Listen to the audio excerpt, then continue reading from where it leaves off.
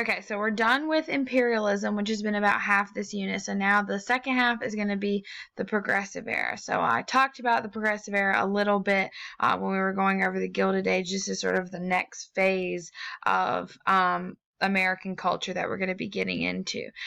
So all of the problems that we had been seeing during the Gilded Age is pretty much what we're going to be trying to fix in the progressive era. The progressive era is all about solving problems. You're going to see every type of reform you can imagine in the progressive era. We're going to see the women's movement. We'll see the beginning of the civil rights movement. We will see labor reform, child labor reform, political reform, industrial reform, educational reform, anything you can think of. We're going to try to reform it and make it better in the progressive era. So a lot of this is because, we've seen industrialization and urbanization cause our cities to grow, but that doesn't mean that they are a good place to be. And we're seeing a lot of problems in the cities. We talked about those last unit, right, with the disease, poor sanitation, crime, fire hazards, really just not places that you'd really want to be. So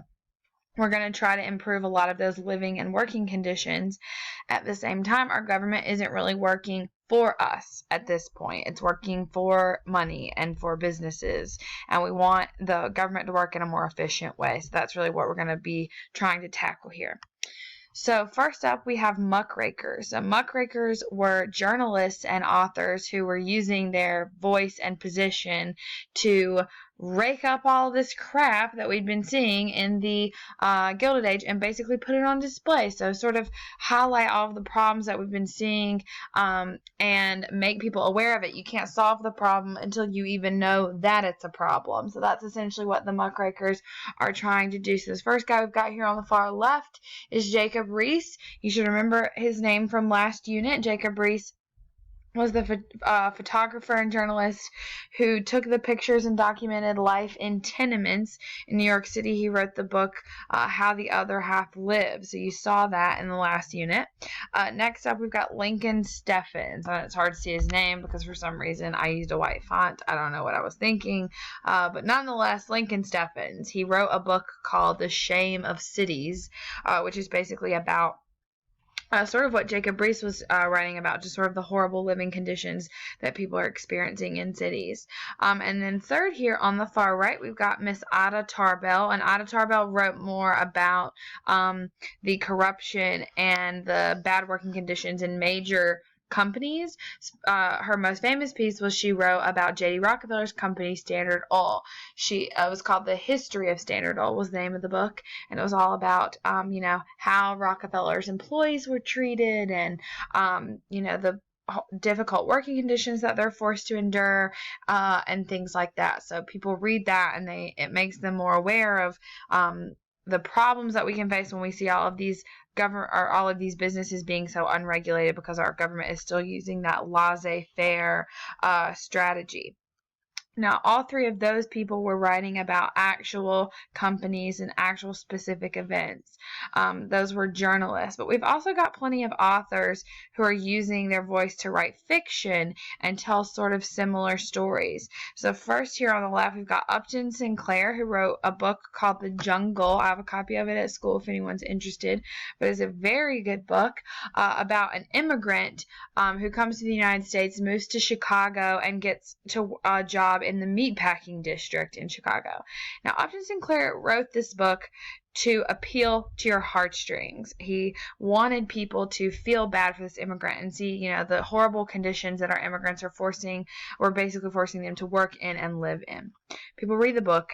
That's not what happens. They don't feel for the immigrant. They are too distracted by the disgusting and unsanitary conditions described in when he's talking about the meatpacking industry. Now, today we have things like the FDA and the Pure Food and Drug Act, and we have the health department. We have a lot of things to make sure that your food is processed in a safe and healthy way to make sure that diseases aren't spread. Back then, those things did not exist, and we can credit a lot of their existence to this actual book. The story goes that Teddy Roosevelt read it, threw up, and then came up with the idea for the Pure Food and Drug Act. So he would write in the book, there's passages on how meat was just like sitting on the street in the sun for like hours and hours, just like raw meat not being refrigerated. We've got like rats crawling all over sausage and stuff, like raw meat. We've got poop all over the place, rat poops just being shoveled together and thrown into a meat grinder. No one's using gloves, and there's like spit and diseases from people and sweat getting into the meat, and it's just really disgusting, and people realize how much we need to be monitoring how our food is processed. The second guy here, Frank Norris, he wrote a book called The Octopus, which is actually a comment on the railroad industry. He writes about a fake railroad company called the Southern Pacific Railroad Company. And if you're wondering why that sounds familiar, it's because I'm sure it's based on the Central Pacific Railroad Company and the Union Pacific Railroad Company. So instead of, how like in the movies, if they've got, or like on iCarly, that's a good example. On iCarly, they don't have Mac products, they don't have Apple things, they have Pear things.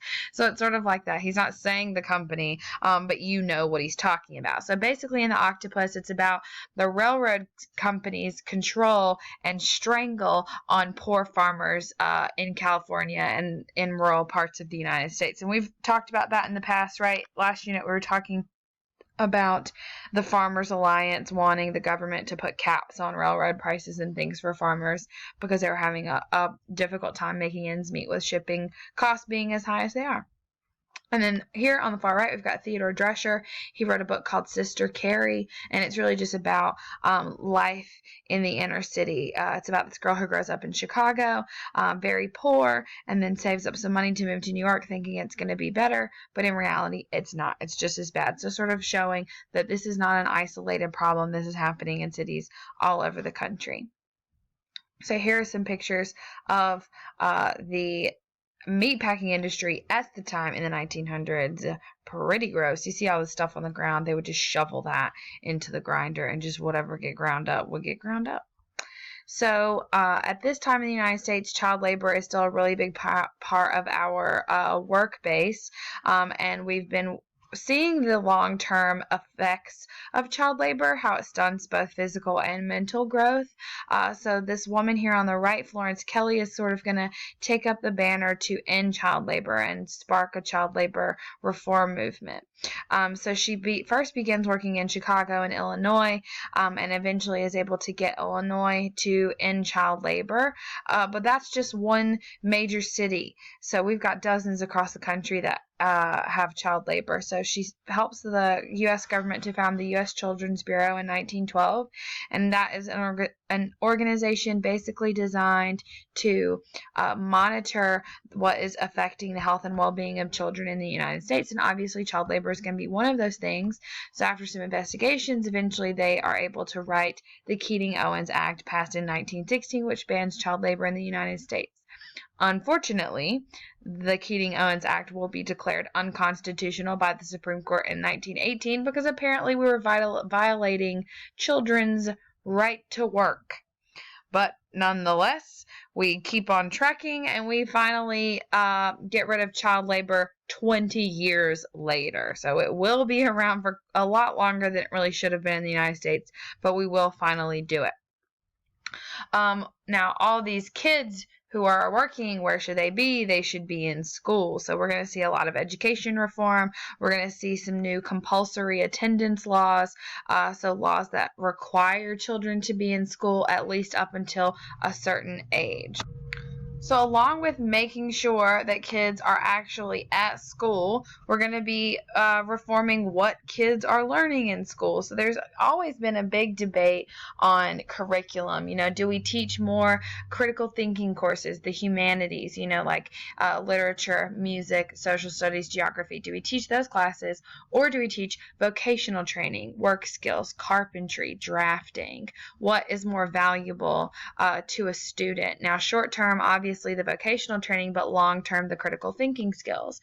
So John Dewey who is going to be our major education reform progressive, really pushes those critical thinking skills. They've done a lot of studies over the years, and social studies teaches students critical thinking skills the best. So we're going to see the inclusion of more history courses and social studies courses throughout the curriculums across the United States.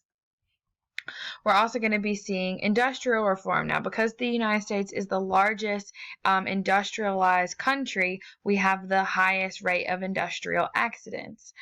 So we've got 30,000 people being killed on the job every year, and another 500,000, 500,000 being injured on the job. Those are very, very high numbers, and they can be easily fixed with just a few rules. We just have to make it a priority. And what makes it a priority for us is the Triangle Shirtwaist Factory fire. In 1911, the Triangle Shirtwaist Factory caught fire in New York, and 146 people were killed, mostly young women.